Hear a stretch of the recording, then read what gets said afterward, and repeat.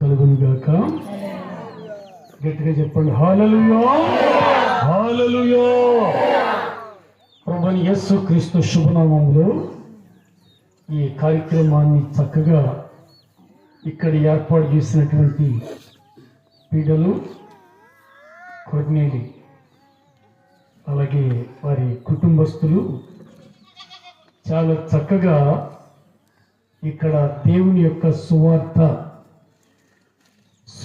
అంటే మంచి వార్త. ఎక్కడైతే